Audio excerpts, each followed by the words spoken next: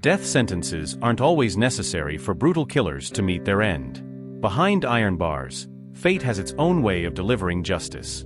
From the powerful crime boss who had his eyes gouged out after being beaten with a padlock and a sock, to the serial killer who received 47 stab wounds in his cell, prison law spares no one.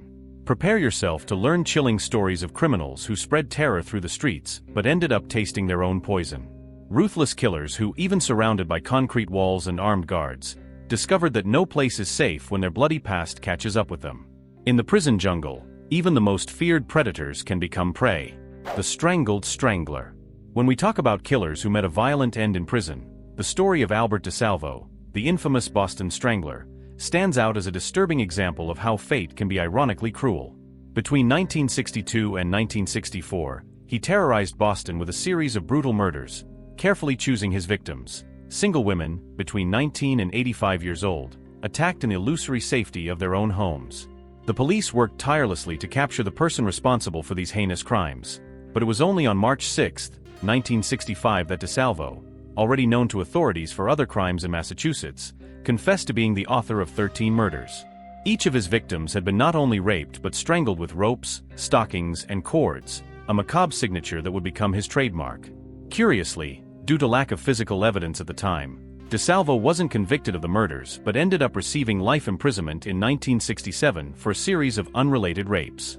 It was only in 2013, decades after his death, that modern science finally confirmed his guilt through DNA analysis found on his last known victim, Mary Sullivan. But fate held a dark twist for the Strangler. On November 25, 1973, in Walpole Maximum Security Prison, DeSalvo met his end violently.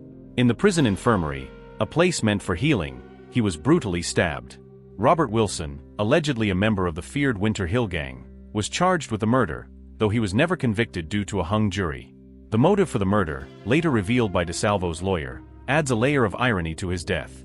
He was selling amphetamines at lower prices than those established by the crime syndicate inside the prison.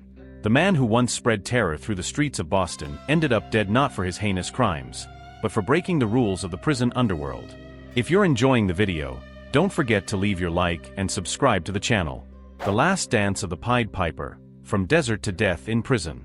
In a story that seems straight out of a horror movie, Charles Smith Jr., known as the Pied Piper of Tucson, stood out not only for his brutal crimes but for his bizarre and theatrical appearance.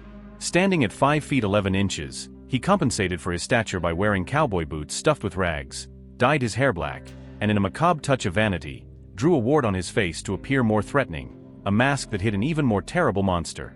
In 1964, Smith began his series of murders with a crime that would reveal his truly disturbing nature. His first victim, Aline Rowe, just 15 years old, was chosen for the coldest reason possible. He simply wanted to know what it felt like to kill someone.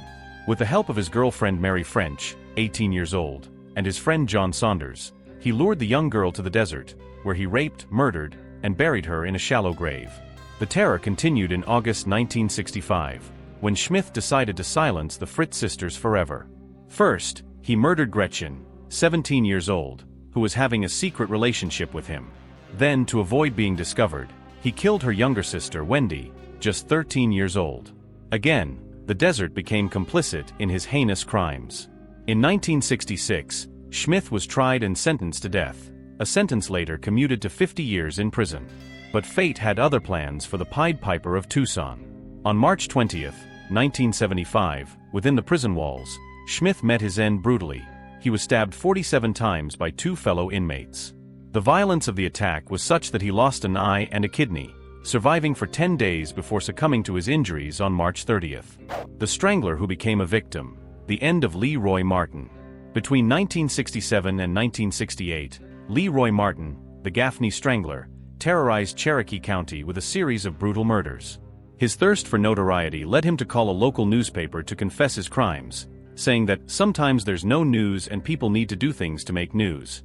After his capture, Martin received 4 consecutive life sentences, escaping the death penalty due to procedural issues. In prison, he confessed to his mother that he had a violent half that controlled his actions. Ironically, the man who strangled so many innocent victims met his own violent end on May 31, 1972, when he was stabbed to death by Kenneth Rumsey, a fellow inmate. Rumsey, after murdering Martin, hanged himself in his own cell, dramatically ending the final chapter of the Gaffney Strangler. The Angel of Death. Donald Harvey, known as the Angel of Death, brought terror to where people sought healing. Between 1970 and 1987, this nursing assistant transformed hospitals in Ohio and Kentucky into his personal hunting grounds, confessing to killing 87 people, though he was officially convicted of 37 deaths.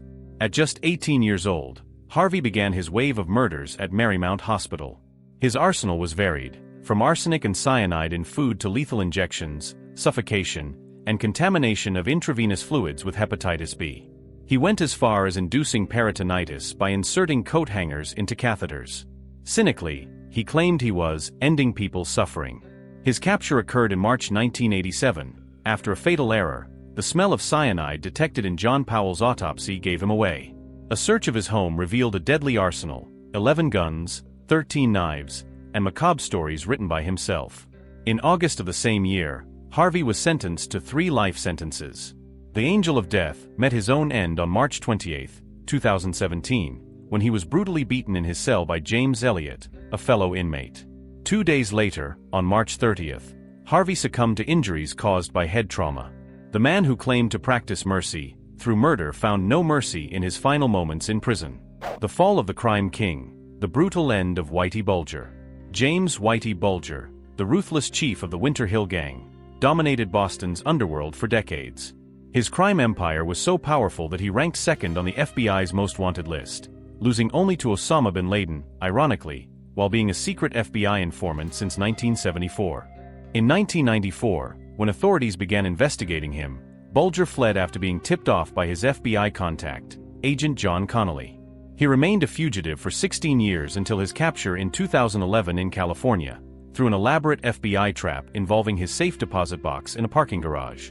In 2013, at 83 years old, he was found guilty of 31 charges, including 19 murders, receiving life imprisonment plus 5 years. But fate had an even more violent ending in store for the former crime boss. On October 30, 2018, just hours after his transfer to Hazleton Federal Prison, Bulger, then 89 years old and wheelchair-bound, met his brutal end. He was beaten to death by other inmates using a padlock inside a sock. The attack was so violent that his eyes were gouged out, a bloody end for one of Boston's most feared criminals. The Deadly Hunt, the look-alike killer. Thor Christensen terrorized Santa Barbara between 1976 and 1979, becoming known for the look-alike murders. His pattern was disturbing. He chose university students with similar appearances, long straight hair and similar physical builds. His death trail began with Jacqueline Rook and Mary Siss, followed by Patricia Lining, all 21 years old, all killed with a shot to the head. His capture only happened in 1979, when Lydia Preston survived a shot to the ear and later identified him in a bar. Initially pleading insanity, he was convicted in 1980 for the murders in Santa Monica and Santa Barbara. He received life imprisonment after pleading guilty to all charges. His sentence lasted less than 1 year. On March 30, 1981, Christensen was stabbed to death in the prison yard. The killer who chose similar-looking victims met his end at the hands of an unknown person. His murderer was never identified, leaving a final mystery in his bloody story. The Killer Sheriff. Gerard John Schaefer, a former Martin County deputy sheriff, proved that sometimes the monster wears a badge.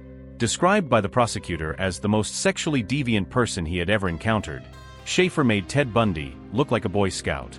His downfall began in 1972, when he kidnapped Carol Wells and Nancy Trotter under false police pretenses. A radio call interrupted his plans and the victims escaped. Even after being arrested and fired, 2 months later he kidnapped and murdered Susan Place and Georgia Jessup. A search of his home revealed a macabre arsenal, 11 guns, 13 knives, stories detailing murders, and a disturbing collection of trophies, jewelry, clothes, and even human teeth from missing women. Although suspected of killing up to 30 women, he was convicted only of the murders of Place and Jessup, receiving life imprisonment. On December 3, 1995, Schaefer met his brutal end in prison. Vincent Rivera, a prisoner serving time for double homicide, stabbed him more than 40 times. The attack was especially violent: throat cut, right eye destroyed, and ribs fractured. The reason? Schaefer was considered an informant, and in prison, snitches pay with their lives. The Milwaukee Cannibal, the monstrous Jeffrey Dahmer. From 1978 to 1991, Jeffrey Dahmer emerged as one of the most disturbing serial killers in American history. His first victim was Stephen Hicks, 18 years old, murdered in the Dahmer family home in Ohio. After that, there was a nearly decade-long pause before his killer instincts resurfaced in Milwaukee in 1987. During the trial in 1992, racial tensions intensified, as the majority of his victims were black. Despite pleading insanity, Dahmer was found sane and received 15 consecutive life sentences, with a 16th added later. His end came on November 28, 1994, at the hands of Christopher Scarver, another inmate. During a trip to the showers, Scarver attacked Dahmer with a metal bar. Claiming to have schizophrenia, Scarver said that God told him to do it. Later, in 2015, he revealed to the New York Post that Dahmer's disturbing habits in prison, such as molding his food to look like human body parts, also motivated the attack. Dahmer died about 1 hour after the brutal attack, a violent end for one of America's most notorious killers. The truck stop killer. Donald Leroy Evans emerged on the FBI's radar in 1991 with a shocking confession. He claimed to have murdered more than 70 people in 21 different states. If his claims were true, he would be the most prolific serial killer in American history. His strategy was to attack at rest areas and public parks, places notorious for mysterious disappearances. His capture occurred after a particularly cruel crime. On August 1, 1991, Evans kidnapped a 10-year-old girl from a Mississippi park. What followed was an entire day of horror. As the medical examiner testified during the trial, the girl remained conscious and felt pain throughout the assault before finally being strangled to death. Evans was arrested 4 days later in Colorado. During his trial in 1993, Evans demonstrated disturbing coldness. When sentenced to death, he showed no remorse. On the contrary, he declared, "I want to be executed by the state for my crimes against humanity." However, the state never got the chance to execute him. In 1999, during a routine walk to the showers on death row, Evans met his own violent end. Jimmy Meck, another prisoner, attacked him with an improvised knife. It's speculated that the attack was motivated by Evans' open declarations about white supremacy. Meck, who was black, apparently didn't tolerate his explicit racism. As the prosecutor said after his death, "We don't mourn him. In most people, you could say something good about them. All I saw in his life was pure self-involvement and the closest thing to evil I've ever seen." If you enjoyed this macabre content and want to learn more shocking cases from criminal history, don't forget to subscribe to the channel and activate the bell. Leave your like and tell us in the comments which of these stories you found most impactful. See you in the next video with more cases that will leave you jaw-dropped.